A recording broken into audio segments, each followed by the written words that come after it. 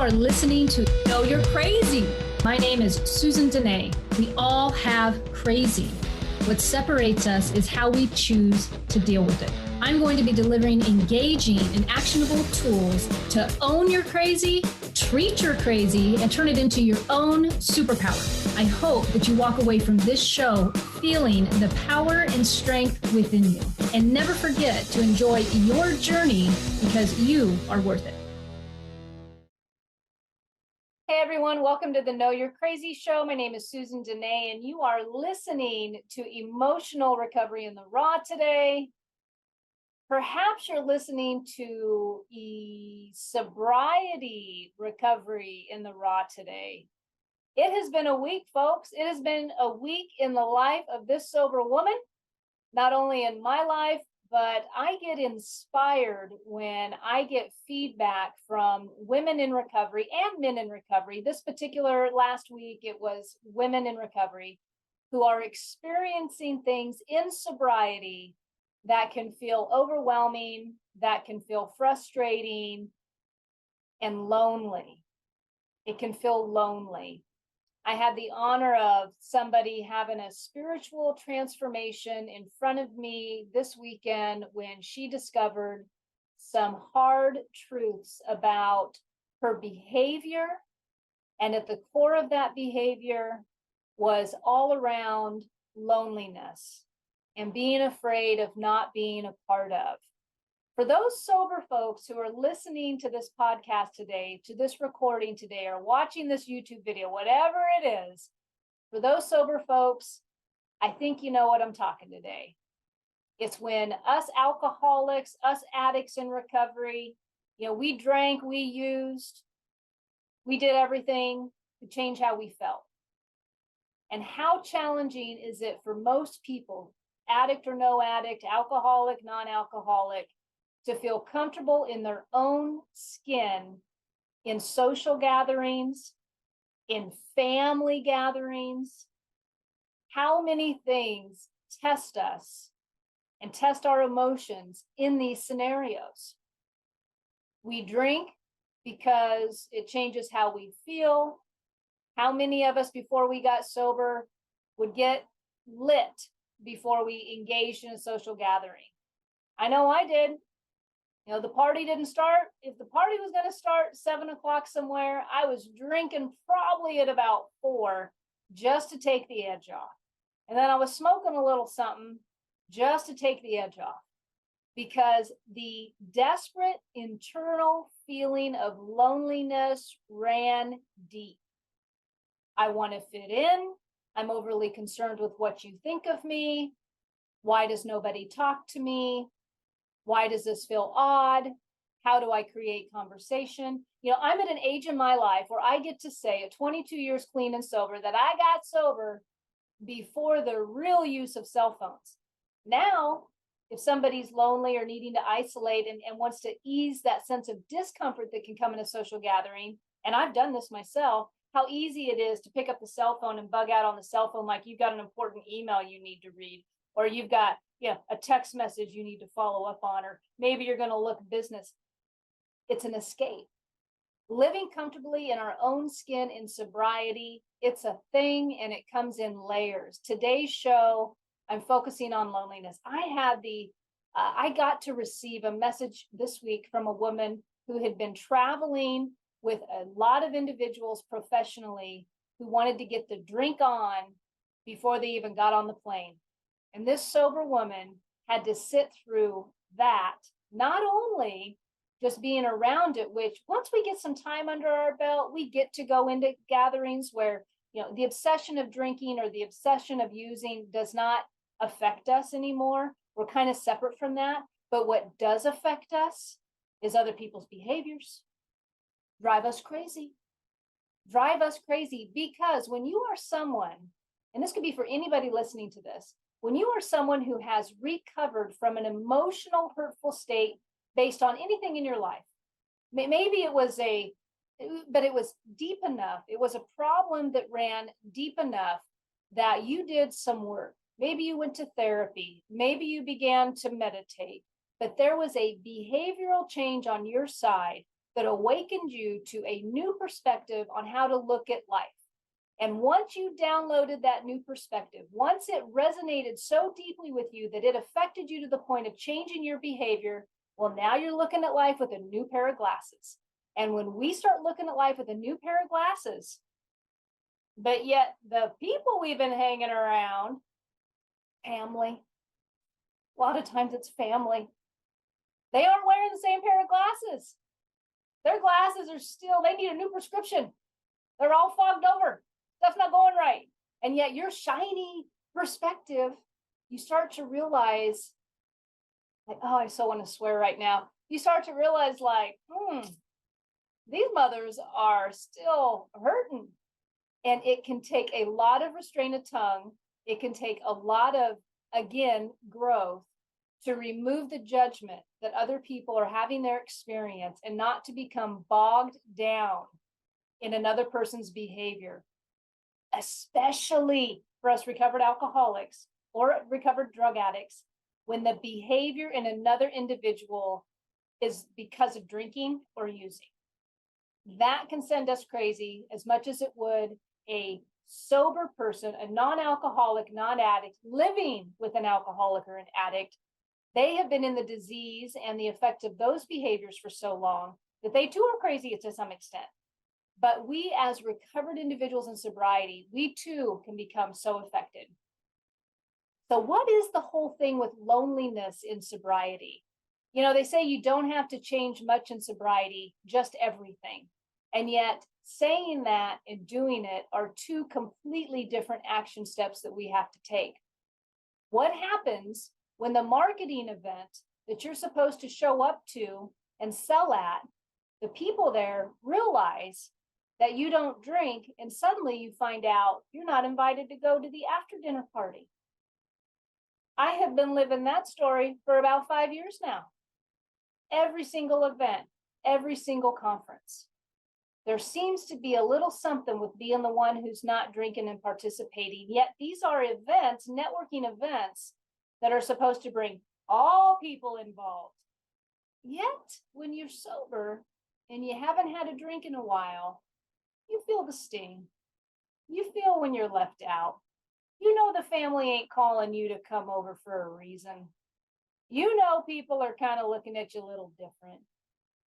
The trick for us is to realize that, but not allow it to cause resentment within us. And so today, I'm just going to be talking a little bit about loneliness, sobriety, behaviors, both with those of us in sobriety and the behaviors of others that may be impacting our life, because loneliness in sobriety is real. It can feel isolating, and we sometimes have a hard time figuring out how to recover from just the loneliness. We drank to fit in. We drank to fit in. A good drink, a good drug, uploads all kinds of courage, all kinds of needed courage to become social with everybody else. That's what it does. It allows me to be superwoman when I'm feeling like I want to crawl under the, covers and never come out of my bedroom. That's what drinking and using can do for somebody like me. It's a social lubricant. It removed the fear of the social awkwardness. Suddenly, I'm free from worrying about what everybody in the room thinks of me. The thought of what I'm wearing and how it's being portrayed leaves me. The fear of all of that leaves me. The worry behind what to exactly say to so-and-so and the overly analyzing and obsessing about what other people think, it's gone when we take the drink. And so when we decide to put the drink or the drug down and all that stuff is present, in sobriety, we get to learn how to walk through that. Now, I've heard people who don't understand addicts and alcoholics, and then I will say understand addicts and alcoholics. They wonder why we continue, for those of us who go to recovery meetings, or those of us who continue to do therapy, or continue to live a life with a principled view of sobriety, and why it is so important to nurture our sobriety, to caretake the sobriety. They wonder why that is. They wonder why. why do you still go to meetings after all these years? They can't comprehend what it is that we are getting from the community that we surround ourselves with. Some folks get sober and they go to their church. The churches have great sobriety programs today. And people sometimes struggle with understanding, why do you keep going back? And yet, as we walk in sobriety through these issues, see, we no longer, when we get sober and we put that drink and drug down, we have lost a lot of ability to deny things. Sorry, but you guys hear me say this all the time. Awareness is blissful and a bitch all at the same time. You know, the ability and the skill to deny. I'm talking, there are some pretty skillful denied people out there. You know, I'm related to some of them. And I'm just saying that skill set of denial, and I will say it's a skill set. There has been many years dedicated to denying, to looking the other way, to pushing down in the corner that feeling of whatever, right? It takes a while to uproot that, to look at each reason that we were in denial, to look at the emotions underlying the avoidance, the neediness, all these things that we get to work out in sobriety. You know, some of the things that we will battle when we decide that we're going to make a change and we're all of a sudden going to get social are things, imaginary conversations, thinking that we don't belong with the group or nobody wants to talk to us.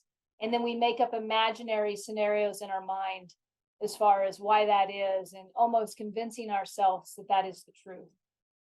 On today's show, I'm going to be talking about symptoms of loneliness. In sobriety, I'm going to be talking about different character flaws that can be associated with loneliness. What is going on within you that's causing people for this feeling to not be removed, whether that's from others not participating with you or you just being unable to recover from the lonely depth, the despair inside of you. What's going on with you?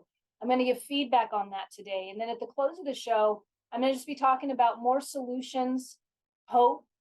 There is hope, but what we can do differently in sobriety in order to make a change, to uproot the loneliness, to feel part of when we go to these social gatherings, and also to really fall into acceptance of who we are, where we are, and the hurdles that we have in sobriety. You're not imagining stuff. Sometimes it's real. Sometimes you're not being invited for that exact reason. And you got to ask yourself, what does it matter anyway, even if that is their reason? All right, so hold tight. I'm going to come back from break and I am going to be diving in.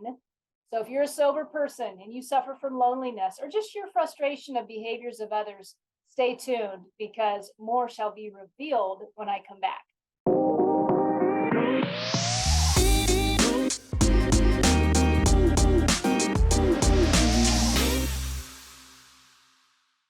Hey everyone, welcome back to the Know You're Crazy show. My name is Susan Denee and you are listening to Emotional Recovery in the Raw. Specifically, I'm talking about loneliness in sobriety today.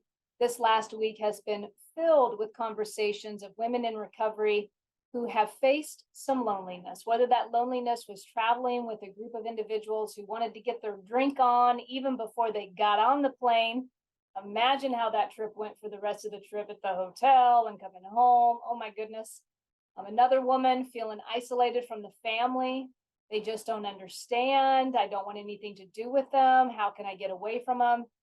And then a third woman who discovered and had a huge spiritual transformation this weekend as we worked one-on-one, and she was able to discover some things about how her loneliness is showing up for her. And being able to spot it and have relief from it was really, I'd probably say out of everything, that was the most inspiring for me this week. Now, this topic of loneliness and sobriety, you know, I'm 22 years clean, and around 7 years clean, I had a transformation in my own recovery. I had made a decision to go back to the basics in sobriety. I was, living life, managing well, and realizing though, however, that the credit in my life, I was no longer giving to a higher power. Nothing was aligning. I had a lot of self-will involved.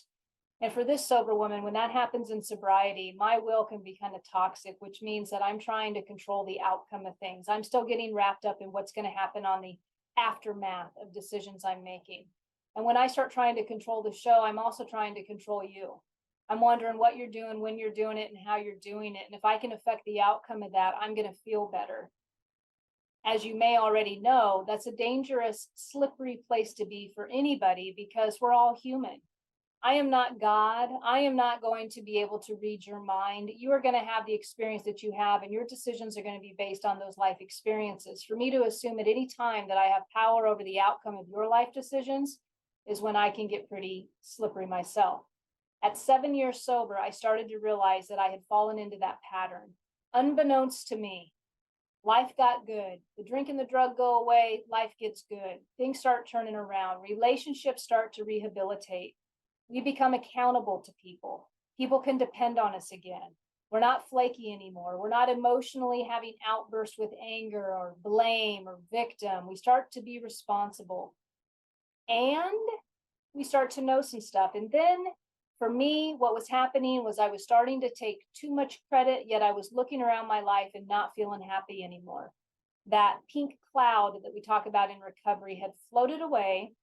I didn't have a bad life, but I had a life that was not satisfying, and I had relationships in my life that were not satisfying. So I went back to basics in recovery. And as a result of that, I began to sponsor women in AA. That's what I started to do. And that number of women quadrupled over those following years. Once I set my intention, once I began to change it up, I had women constantly at my house. We'd meet at 6 a.m. in the morning. I still meet women at 7 a.m. in the morning. I am a little hour late now, but I absolutely focused and dedicated many, many years of my life to that, in addition to a full-time job and raising children and having a marriage. And it wasn't easy, but it's one of the things that really showed me what true service with another individual is all about. So when I talk about coaching or I talk about those things, sometimes it feels a little bit cheesy to me because when you've gone to the depths with somebody in recovery and you've seen them have the courage to lay out their vulnerabilities and truly experience with you and trust you with their most sensitive items, it's a spiritual moment, not only for the person, for me listening, but hopefully for them because they have so much courage to dig in. So as I was working with these women over these years, the common theme was I'm having a hard time fitting in. I just feel weird. You know, I go to these places, nobody really talks to me. It's after the meeting and everybody's kind of off having their conversations and I feel isolated. I really have a hard time connecting. You know, I don't feel like calling people. It just seems odd to me. I remember in grade school when you were learning to have friends or you had to go to an event. I mean, as adults, we experience the same thing. It's no different. But this was the message that many sober women were telling me. And it was my own experience. It was my own experience. I would show up to meetings late and I'd leave early. I was putting food on the table. I had kids I was raising. I didn't have time for connection with people. Ultimately, loneliness is the opposite of the desire of connection, connection with individuals, connection with relationships. So story after story, I started hearing this and I had decided to put together a potluck once a month at my house for women in sobriety. I still host this potluck. It's been going on for quite a while now. Well over 10 years, I think. They always have to help me remember the date. But anyway, the point I'm making is when women first walk into this social gathering once a month and they've never been there before, I give a little spiel. And the spiel I give them is if you feel uncomfortable in your own skin, you're wanting to bug out on your cell phone, you're already making excuses to leave early, you have no idea what to say to people, you're wondering why they're not talking to you, you feel insecure, you want to run, you want to hide, you're asking yourself, why the hell did I even show up? You're wondering if you should have even came. You're right where you're supposed to be. Because battling loneliness and overcoming our knee-jerk reaction to run requires courage. Sometimes it just requires a discipline through the desperation, but it ain't easy. If you are somebody who is suffering from loneliness and it's challenging for you to overcome that, especially in sobriety, hang in there. Hang in there and do something different. And that is the reason why I wanted to bring this show today, because being a sober woman, it still gets socially awkward for me. I have social networking events that I go to today that I am still not invited to the after party. I still can feel on outside of the circle. I can talk all day on a camera. I'm more comfortable right here with you right now, staring at a webcam and doing my thing than I am at a social networking event. Sometimes the two don't compute together. I can write all day long and share intimately emotions and all these things, right? But you put me in a social setting, I too can get awkward. Nature of the beast, loneliness. The difference between somebody in sobriety when we get lonely and maybe somebody who doesn't suffer from addiction and alcohol is if I choose to pick up a drink or a drug today to overcome that insecurity, to overcome that lack of connection, my life could be lost. That's the difference between us and somebody else. And so if you are sitting there today and loneliness is continuing to show up in your sobriety and you're trying to figure out how can this be removed, or I'm not talking about this enough, or I'm an older individual who is single in sobriety and it's tough to meet people. And I don't even know what to do with relationships anymore because in my past, the relationships were like this and I don't want that no more. But I don't know how to communicate today in the relationships, or I don't know how to express my worthiness to bring in quality relationships in my life. This show's for you. Many shows on my YouTube channel are for you because these are the topics I like to talk about. Us people in sobriety, the only difference between maybe us and somebody who has a rock bottom in other areas, we just know that we are not allowed to cover up our feelings of fear, our feelings of desperation, our feelings of isolation with a drink or a drug. That is our core motivator. That is the thing that keeps me dedicated to growing constantly. It's not success. It's not ambition. It's not so I can go make $2 or $3 or $4 million. I would love to, by the way, but I'm just saying at the end of the day, the quality of my life is completely catapulted forward because I'm a recovered alcoholic and I refuse to go backwards. So I am not going to allow loneliness to take me out. I don't know about you, but I ain't going to do it. So internal loneliness, being alone doesn't feeling alone, being alone doesn't essentially make you lonely. It is the perception of being alone that makes you lonely. We can be standing in a room full of people and still feel lonely. Sometimes, whether it's recovery or not, some people, talk about social anxiety. That's what this is. Social anxiety is loneliness. If you look online or you listen to podcasts or you see stuff, you're hearing loneliness is an epidemic or pandemic or whatever, right? That's going on right now. What has changed in our society?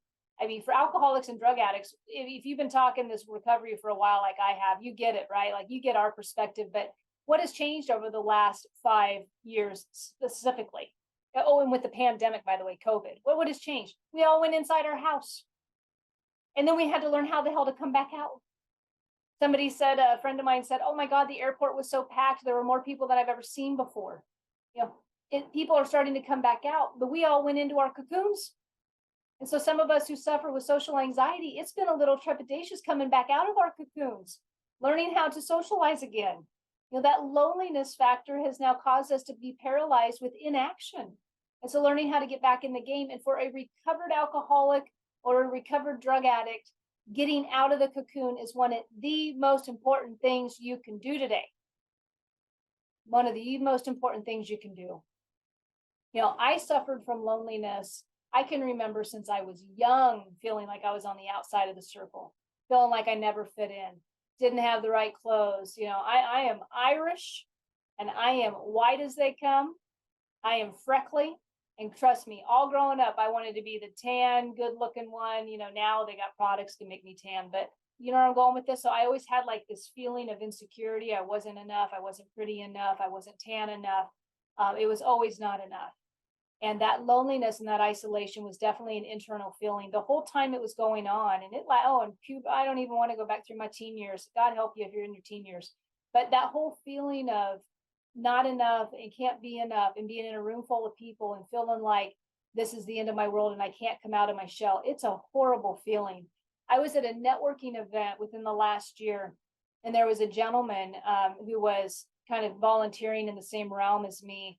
And he had shared at some point, I can't remember what sparked it, but he had shared that it was really challenging for him to be social with people. He was an IT guy. He stayed behind closed doors. He wasn't an alcoholic. He wasn't a drug addict, but he was just sharing of how challenging it was. And what I got to witness in him as the networking event carried on over those next few days was him participating. And he was doing the exact thing that we learn in recovery. And so if you're in recovery and you're feeling lonely and you're wondering, what can I do differently today? Find a volunteer position. The rooms of recovery are fantastic opportunities to volunteer, to be of service. Whether that means you're going to make coffee, whether that means you're going to greet people as they come in the meeting. If you're a church goer, find a place to volunteer. Be accountable to a time and a place where people need your service to show up, because even when you don't want to show up, you will show up, and it will force you into conversations with other individuals. Believe it or not, people aren't thinking about you that much. I know we think they are, but they really aren't. We're not that important as we think. The funny line, I'm not much, but I'm all I think about, right? Well, sometimes we're not much, but we think everybody else is thinking about us all the time. They're not. It's all an internal perception that we are having. And so one of the best things to do is to volunteer and get out of your own skin, to volunteer and go be of service, to make an event or something not about you. This gentleman did that. And by the end of that event, I was seeing him participate in dance-offs and conversation. He had a smile ear to ear. I thought it was so fantastic to see that he was able to overcome that uncomfortableness, because I knew it wasn't easy.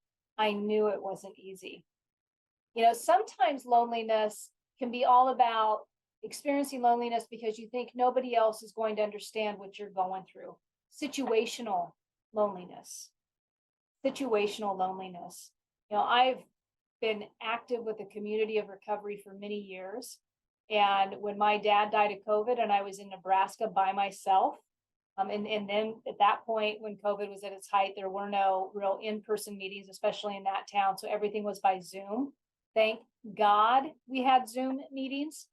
But after a while, going through something that was traumatic for me, watching somebody die, having doctors calling me with all kinds of bad news. I mean, he ended up transitioning. Watching my mom deteriorate, watching her grief, watching my sister struggle. I mean, sometimes we go through hard stuff in life and we really think nobody understands. I was being bombarded with people's political opinions on what they thought about COVID, and did people really die of COVID, or did they have other, other conditions that aided in the COVID, and for me not to become resentful and righteous around what my opinions were around that as I watched my father die on a ventilator, that felt lonely. It felt really isolating. It didn't feel fair. And loneliness, situational loneliness, can really get us in a spot if we allow the situation to take us to a point of despair. If you had it as bad as I do, you'd understand why I'm lonely. If you went through the divorce that I went through, you'd understand why I'm lonely. If you had the kids that I had, you understand why I'm going to isolate.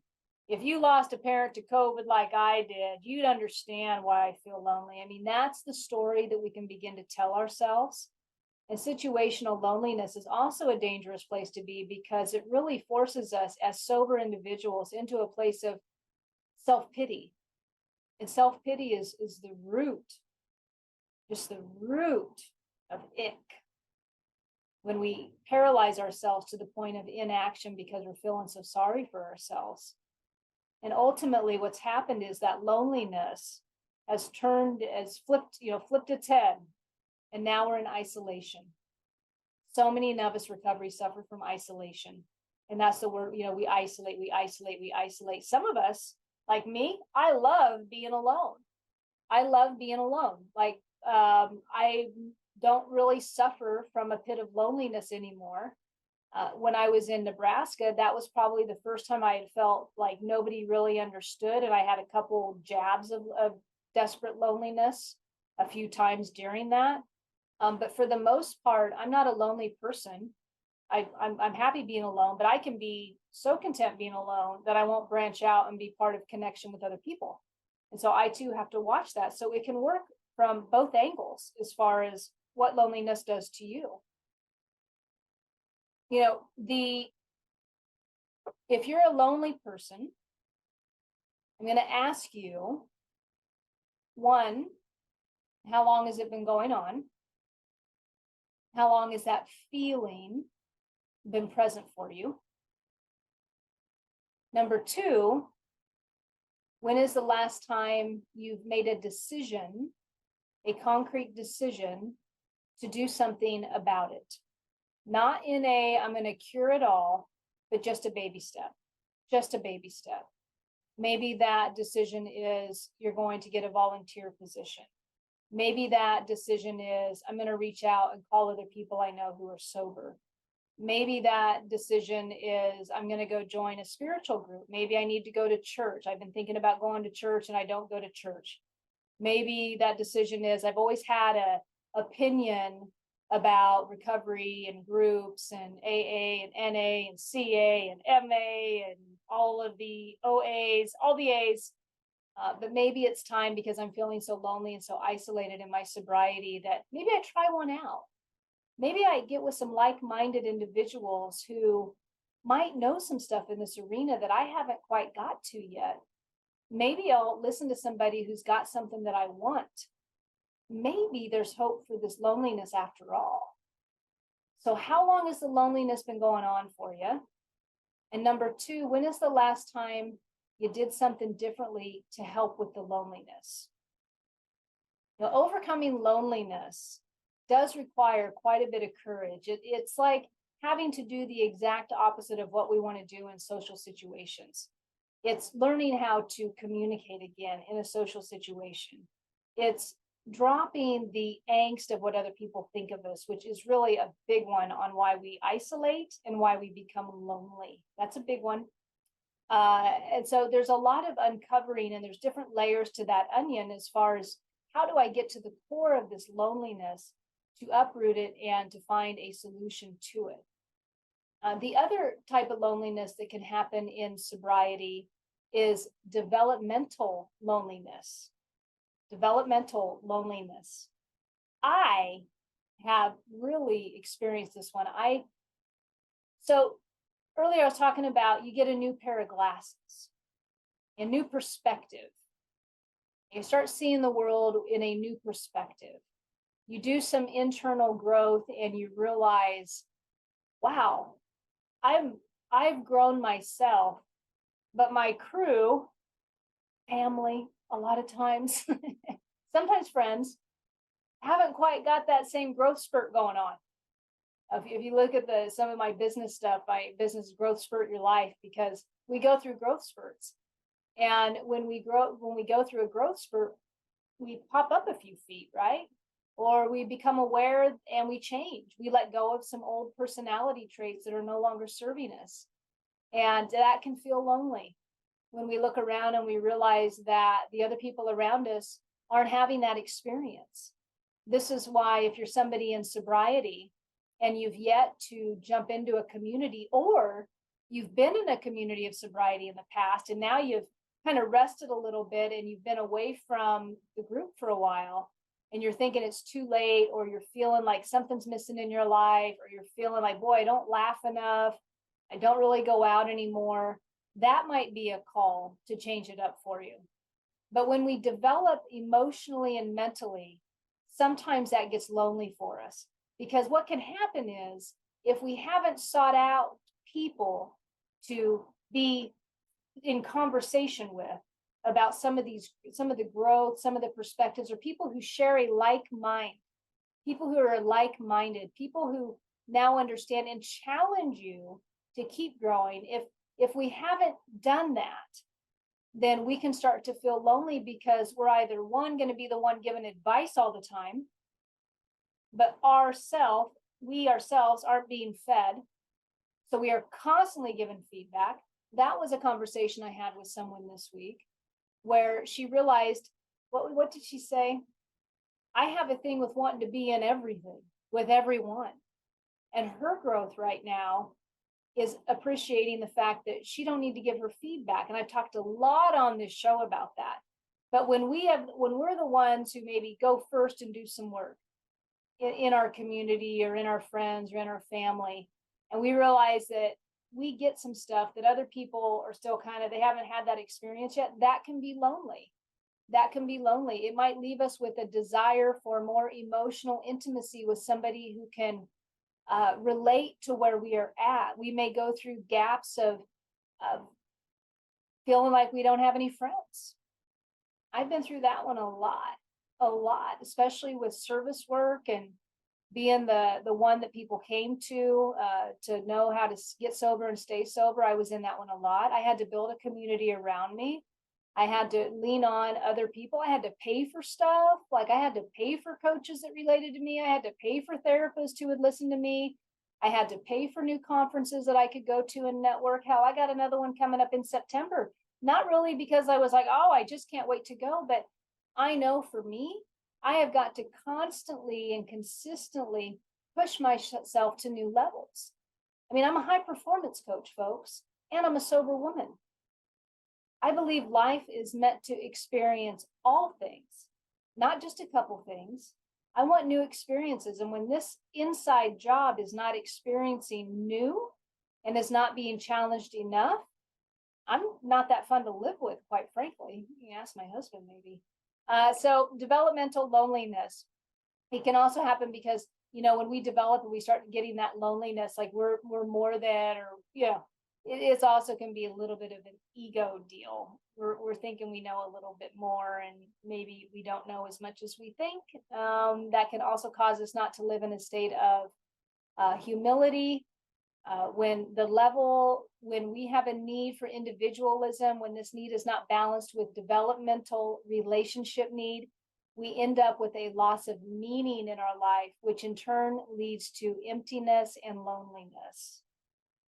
So when we have a need for individualism, when the need is not balanced with developmental relationship need, we end up with a loss of meaning in our life, which in turn leads to emptiness and loneliness.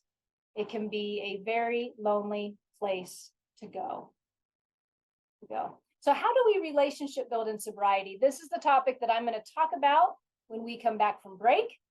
How do we build relationships in sobriety? What are some tips and tricks that we can do to heal our loneliness?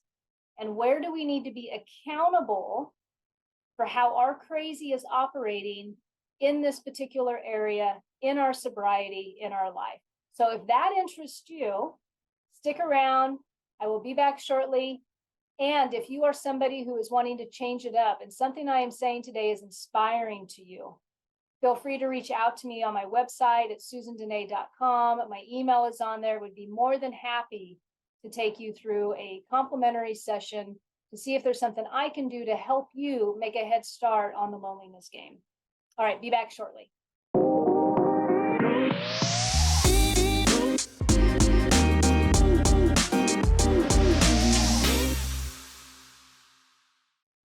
Hey folks, welcome back to the Know You're Crazy show. My name is Susan Denee, and you are listening to Emotional Recovery in the Raw.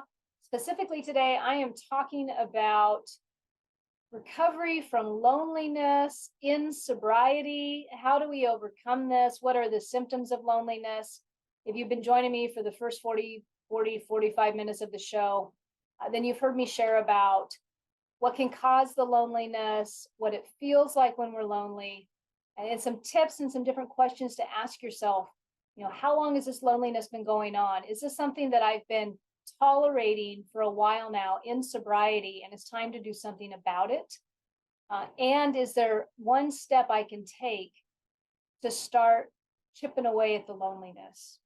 Now, I once helped a woman get to the bottom of how her loneliness was really showing up in her character defect of neediness. And it was such a wonderful thing to witness when she understood it, because she took power back. She took her power back. She started to understand that this loneliness was somewhat of a shield to keep her from becoming emotionally intimate with individuals in her life.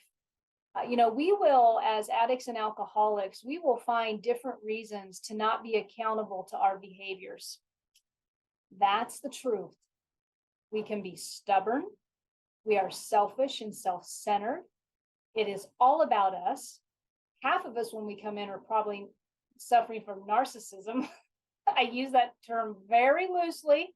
I heard somebody the other day, a therapist who I respect on social media, say that those mental health terms are being used too loosely, so shouldn't be running off the mouth about them. But I'm saying symptoms kind of look similar from what I've researched, but that is what we are capable of. We are pieces of work, folks, and we don't like to be accountable to our behaviors. We don't like to be called out. We sometimes like to, be, I don't know, victims. Oh, I'm just so lonely. Nobody will hang out with me. Oh, I don't have a choice. I don't know why. I just, and we will, and if that's not the behavior that's masking or keeping us from being accountable, then it'll be another behavior. It'll be righteousness. These are character things, folks. Righteousness, how much we can get up on our righteous horse about the way things should be and the way things should have been said. And if people would only do, there are different behaviors that we as alcoholics and addicts carry with us, and they get to be worked out one by one in sobriety. Sometimes it's a huge displacement of perception that happens, and we get a big download of spiritual experience, and it's a beautiful thing. For most of us, it happens one thing at a time, but we have behaviors that are not good. They are not good. I'm just going to say it. Yes, I love you. Yes, I hope that everything works out for you. Yes, I know you're a loving human being, all that good stuff. But look, your ism, your addict, your alcoholic in you can scream super loud. And so I like to be very blunt with my feedback on this topic, because if you are complaining about being lonely, I want to know for you, where are you being accountable to that? Where are you being accountable to your loneliness? What are you doing to change it up? For example, this may not be what you think. This may not be about, go join a, painting class and talk to people. No. Honestly, my coaching might suggest that to somebody who might not be as emotionally disturbed as us alcoholics and addicts can be at time. All right. Just going to throw it out there. There's a reason why I'm going back to school to get my degree in psychology, because I want to be able to talk both worlds. But I will tell you that us alcoholics and drug addicts, from my experience and with working over hundreds of women in this category for well over a decade now, we're a hot mess. We are an emotional hot mess when we want to. When we are in our ism, when our addict is running the show, we are a hot mess. And we have to learn to be accountable to our behaviors. And it's not as simple as going and joining a class and painting with other people. All right. Why is a service position good in recovery and meetings? Because you're among people who think like you. They will hold you accountable if you don't show up to do your service position. They're going to be calling you and bugging you. Where are you at? What you doing? They're going to work on you. That's the reason why recovery meetings can be so powerful for some of us. Or they're going to be honest with you and say, how you doing today? And when you look at them and say, fine, they're going to be like, really? They're going to challenge the emotional side of things for you. And as we learn to become more vulnerable and upfront with who we are in sobriety and recovery, that loneliness starts to dissipate. But we have to be accountable to our crazy. If you have been whining and complaining about being lonely for a while, where is it in the emotional deep work? And I will say deep, because a transformation is needed to get rid of that for you. A transformation is needed. Okay. This is outside the scope of depression and anxiety disorders and personality disorders and all of that. I'm just going to set that down. If that's you, hopefully you're taking your medication, because if you are taking your medication, you can still have a deep, profound emotional transformation by doing the work. And the work is being completely honest with somebody in your life about how your crazy is running the show, and being open and willing to listen to suggestions and feedback to help you get better in that arena. That is what is required for people to have personal transformations. It is not telling somebody what you think they want to hear. That is not it. It is not closing the door, thinking you know everything, getting all your education one-on-one with a YouTube video, and never branching out face-to-face with somebody and becoming emotionally intimate with somebody to tell them what's going on with you. And I'm talking not only therapy can be helpful and beneficial in this, but a therapist will talk to you like a therapist, which, don't get me wrong, I'm in therapy my whole life, practically love therapy, but there's a different connection when you talk with somebody in recovery who can talk that same language with you. So when you are seeking a battle in sobriety or addiction recovery, and you are looking to connect and you are looking to put down that bastard of loneliness, it requires you to be completely honest with another individual, someone who is going to understand, someone who's going to be loving and compassionate with you when needed, but also somebody who's going to help you be accountable to your crazy. They're not accountable to your crazy. You are accountable to your crazy. And so you find that one person, maybe two, but you find that one where you can make that emotional, intimate connection with, and you talk with them routinely, and you lean on them, and you stop making all the decisions of your own. You spot check that self-will of yours, because that self-will is exactly what will take us alcoholics and drug addicts back out. That's exactly what will do it. We have to recognize the tendency in recovery to be loners, to be self-reliant. My goodness, we are talented individuals in recovery, and we can take that to extremes also. And we will become loners, and we will convince ourselves that that's just ambition. And we will say we are overly confident, and yet we will be not connecting. We will be isolated, and there will be a deep sense of loneliness involved in that. Ask yourself, if I am being overly concerned with my loneliness, what suggestions up to this point in my sobriety, what suggestions have I not taken? What have I been digging my heels in about? Recently, someone very close to me, we were talking about, in the rooms of recovery, we get what's called a sponsor. And this person was in between, not really in between sponsors, but sometimes sponsors just become unavailable. Look, sponsors aren't paid, right? We're not. So sometimes sponsors have life happen and they become unavailable. So the question was, have you got a new sponsor yet? Because this person and I both understand how important it is to have a sounding board, having somebody to bounce our crazy off of. And that was the one thing that person had become a little stale on, was seeking a new sponsor in long-term sobriety with the same vigor that we may seek one when we're 30 days sober, if you follow me on that. Because sometimes over time, we become a little dull with our urgency.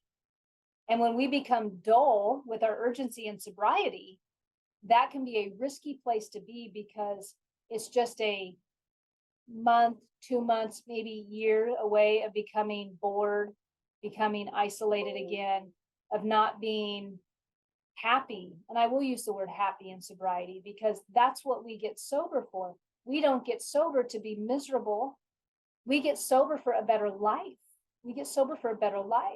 So ask yourself, if I've been over concerned with my loneliness, what suggestions have I not taken in sobriety? When that 7-year story I told you, when I got sober at 7, or I was sober at 7 years, but when I decided to change up my sobriety at that point in my life, there were all kinds of suggestions I hadn't taken back then, all kinds.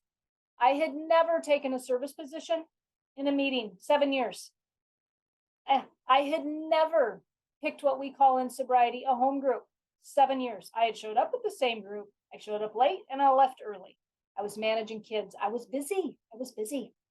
So there were suggestions that I had never taken. I had helped a few people in recovery, and then I went back to just helping me. And so there were all kinds of suggestions that I hadn't taken, that I made a deal with myself that I was going to change so I could change up my sobriety. Here's the thing. Nothing in your life today, when we are sober, should be bad enough to cause you to drink again. And if loneliness has been putting you in a place of depressed feeling day after day after day, and a drink or a drug is starting to sound good, that is a red flag. Please reach out to somebody if that is what your experience has been recently, to ask somebody in recovery to just listen and tell them where you're at. We get it in recovery. We understand, but nothing is worth taking a drink or a drug today for a sober, recovered alcoholic or drug addict. Sometimes we have to have that talk with ourselves about what are we willing to change up again? What are we willing to do? Once we become aware of the depth of our loneliness, we have to be able to have that talk with ourselves about what am I willing to do about it? And so what I've been sharing with you is different things to do about it. If you're a person in recovery and you've never been to a meeting, they work. They work for me. They work for many, many, many people. There are Zoom meetings today, so many social networks on Zoom. I don't advocate just Zoom. I advocate the best of both worlds, in person and Zoom. But Zoom can be a game changer for folks who are used to isolating alone in their room. Here's the thing. There's importance behind the need to connect. Last year, I had a guy on my show who specializes in this exact topic, loneliness. And I think they had a message, the 7-second methods or something, but he was in my YouTube shows last year, or on this show last year. And so I read something last year about the need to connect, because he was just saying, his story, their family had dealt with some loneliness, and that's what had made him so passionate to actually put together a whole organization that helps people with this. It says social isolation and loneliness are as harmful to your health as smoking 15 cigarettes a day, and are twice as harmful to physical and mental health as obesity. Loneliness is linked to adverse health consequences such as depression, sleep disturbances, cognitive decline, and impaired immunity. And I'm going to add sobriety. As mentioned, social isolation is a major risk factor for suicide. The feeling of not belonging or not feeling connected to other people can be detrimentally powerful. Being alone with little interaction with others wears on your mental well-being. It can lead to spending too much time in your own head, ruminating over past situations, or worrying about what's going on in the world around you. That, my friends, is the truth around loneliness, whether you are in recovery or not. And remember the importance of those of us in sobriety. The reason why this is so important to kick the hell out of is because for us to pick up and drink over loneliness or to use a drug over loneliness means that we could lose our life, and we could lose everything that we've built up. So if that head hits that pillow sober tonight, you've done something good. If this show resonated with you and you want to do something about that loneliness, and you really are willing to do some things, you can reach out to me on my website if you'd like. There are meetings everywhere. There are Zoom meetings if it's uncomfortable for you to go in person, but your sobriety doesn't need to be at risk for this. We overcome everything in sobriety, one day at a time, one character defect at a time, and we get through it together. So that is it for today, guys. Hopefully you have a fantastic evening. I will be back next week. Have a blessed one. Bye. You have been listening to Know You're Crazy. Crazy. And my name is Susan Denee. We are identifying, understanding, and treating your crazy one episode at a time. Tune in to transformationtalkradio.com. To connect with me or Growth Spurt Your Life, please visit susandenee.com. That's Susan Denee, DENEE.com.